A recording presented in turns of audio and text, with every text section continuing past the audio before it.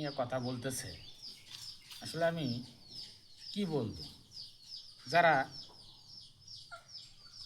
এই যে ছাত্র যে আন্দোলন হলো, আসলে ছাত্র আন্দোলনের সময় তারা শেখ হাসিনার দোসররা বলল, শেখ হাসিনা নিজেও বলল যে এটা রাজাকারের বাচ্চারা।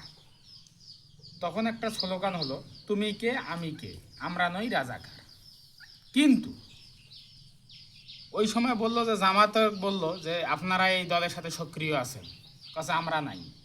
তারপরে বলল বিএমপি যে বিএমপি আপনারা সক্রিয় আছেন এই আন্দোলনের সাথে, তারা বললো আমরা নাই। আজকে যারা ভোট নিয়ে এত লাফাঝাপা করতেছেন, আসলে ভোটটা কি, আপনারা কি আন্দোলন করছিলেন? আপনারা 17 বছর কি করছেন আমরা তো ভালো করে জানি।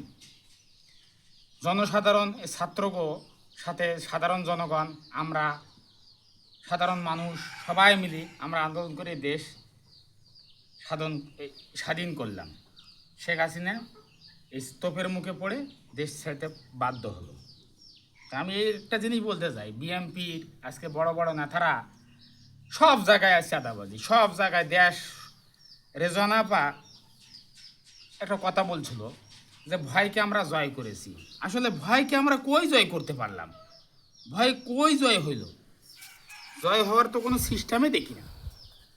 এখানে তহসিলদার অফিসে একটু যদি কাগজ দেখতে যাই, তা ওখানেও ধরেন যে আপনার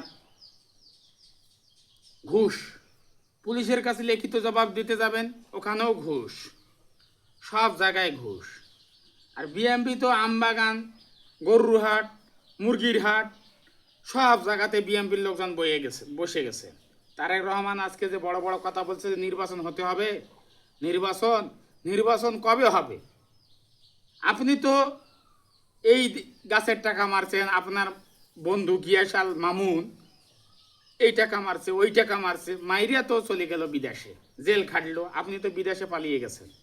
এই ছাত্ররা আন্দোলন করলো, ছাত্ররার সাথে ওগোটাকে সাড়া দিয়ে সাধারণ জনগণ নামলো।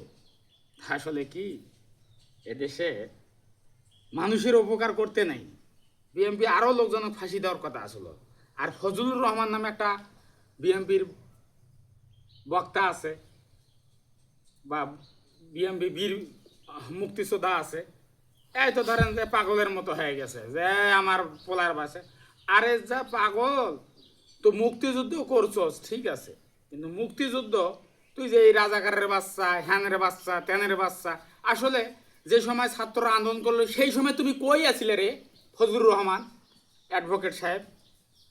আসলে মুখ সামলা দিয়ে কথা বলবেন, টকশট বড় বড় কথা বললে হবে না।